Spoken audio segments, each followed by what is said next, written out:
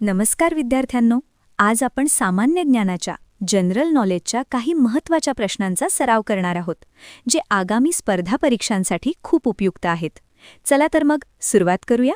विद्यार्थ्यांनो, पहिला प्रश्न अतिशय महत्त्वाचा आहे. खालीलपैकी कोणत्या नदीचा उगम अमरकंटक येथे आहे? याचे अचूक उत्तर आहे नर्मदा नदी. नर्मदा नदीचे उगम अमरकंटक येथे होते. तसेच मित्रांनो, नर्मदा नदीबद्दल काही महत्त्वाची माहिती येथे आपण घेऊया. उगम: नर्मदा नदी मध्य प्रदेशातील मैकल टेकड्यांवर असलेल्या अमरकंटक येथून उगम पावते. प्रवास: ही नदी मध्य प्रदेश, महाराष्ट्र आणि गुजरात या 3 राज्यांतून वाहते. लांबी: तिची एकूण लांबी 1315 किलोमीटर आहे, पण महाराष्ट्रात ती फक्त 54 किलोमीटर वाहते. उपनद्या: डाव्या बाजूने शेर, शक्कर, दुधी, कुंडी या नद्या मिळतात, तर उजव्या बाजूने हिरण, कोलार, मन आणि ओसांग या नद्या मिळतात. धरणे: या नदीवर गुजरातमध्ये प्रसिद्ध सरदार सरोवर धरण आहे आणि मध्य प्रदेशात इंदिरासागर, ओंकारेश्वर व महेश्वर ही धरणे आहेत. विशेष: याच नदीच्या पात्रात साधू बेटावर सरदार वल्लभभाई पटेल यांचा जगातील सर्वात उंच म्हणजे 182 मीटर पुतळा आहे. पुढचा प्रश्न राज्यघटनेवर आधारित आहे. भारतीय राज्यघटनेच्या कलम 6 मध्ये कशाची तरतूद आहे? उत्तर आहे पाकिस्तानातून स्थलांतर करून भारतात आलेल्या व्यक्तींचे नागरिकत्व. फाळणीच्या वेळी जे लोक पाकिस्तानातून भारतात आले त्यांना नागरिकत्व कसे मिळेल याचे नियम कलम 6 मध्ये दिले आहेत. पुढील प्रश्न आहे खालीलपैकी कोणता प्रकल्प हर घर जल योजनेअंतर्गत येतो? याचे उत्तर आहे जल जीवन मिशन. ग्रामीण भागातील प्रत्येक घरात नळाने शुद्ध पिण्याचे पाणी पोहोचवणे हे या मिशनचे मुख्य उद्दिष्ट आहे. पुढील प्रश्न आहे इतिहासाचा एक महत्त्वाचा प्रश्न. डिप्रेस्ड क्लासेस मिशन आणि मुरळी प्रतिबंधक सभेचे संस्थापक कोण होते?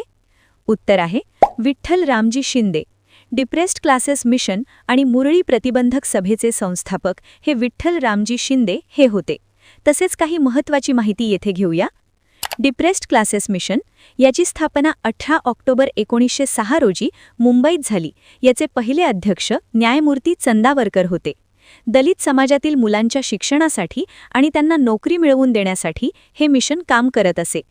मुरळी प्रतिबंधक सभा महर्षी शिंदे यांनी 25 एप्रिल 1910 रोजी जेजुरीच्या यात्रेत ही सभा आयोजित केली होती, ज्याचा उद्देश अनिष्ट प्रथांना आळा घालणे हा होता.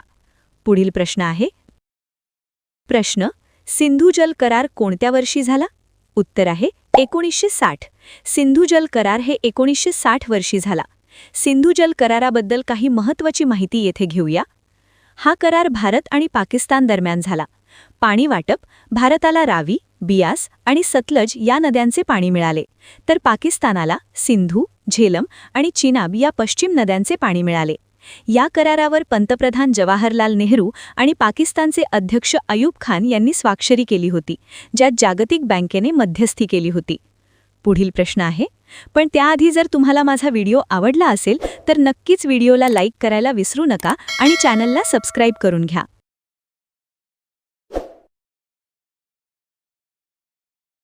प्रश्न: भारतीय महाराष्ट्र राज्याच्या पोलीस ध्वजावर अभय निर्देशत असे कोणते चिन्ह आहे? उत्तर आहे हाताचा पंजा. हे चिन्ह संरक्षणाचे आणि निर्भयतेचे प्रतीक मानले जाते. पुढचा प्रश्न आहे हा प्रश्न अतिशय महत्त्वाचा प्रश्न आहे. जगातील सर्वाधिक पाऊस कोणत्या ठिकाणी पडतो? उत्तर आहे मौसिनराम. मौसिनराम या ठिकाणी जगातील सर्वाधिक पाऊस पडतो. मौसिनराम या ठिकाणाबद्दल काही महत्त्वाची माहिती आपण घेऊया. हे ठिकाण मेघालयातील पूर्व खासी टेकड्यांमध्ये आहे. येथे वार्षिक सरासरी 11,872 पाऊस पडतो. लक्षात ठेवा, महाराष्ट्राचे चेरापुंजी म्हणून आंबोली ओळखले जाते आणि महाराष्ट्रातील थंड हवेचे ठिकाण महाबळेश्वर आहे. पुढील प्रश्न आहे भारतीय हरित क्रांतीचे जनक कोणाला मानले जाते? उत्तर आहे डॉक्टर MS स्वामीनाथन. भारतात शेती उत्पादन वाढवण्यासाठी आणि देशाला अन्नधान्याबाबत स्वावलंबी करण्यासाठी त्यांनी मोलाचे कार्य केले. पुढचा प्रश्न अतिशय महत्त्वाचा प्रश्न. 1 ग्राम प्रथिनांपासून किती ऊर्जा मिळते? 4 किलो कॅलरी. आपल्या शरीराच्या वाढीसाठी आणि झीज भरून काढण्यासाठी प्रथिने खूप आवश्यक असतात. गांडूळ हा प्राणी कोणत्या संघात येतो? उत्तर आहे ॲनलिडा या संघातील प्राण्यांचे शरीर वलयांकित म्हणजे सेगमेंटेड असते. प्रश्न: भारतात आत्तापर्यंत कोणत्या राष्ट्रपतींनी 2 वेळा पद भूषविले आहे? उत्तर आहे डॉक्टर राजेंद्र प्रसाद.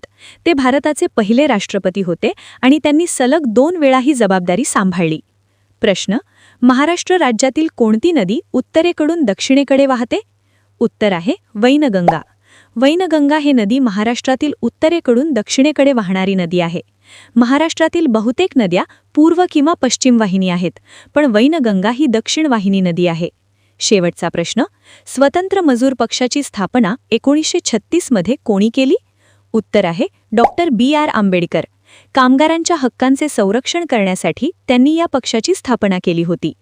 विद्यार्थ्यांनो, हे सर्व प्रश्न परीक्षेच्या दृष्टीने खूप महत्त्वाचे आहेत. तुम्हाला यातील कोणत्या विषयावर अधिक सविस्तर माहिती हवी आहे का?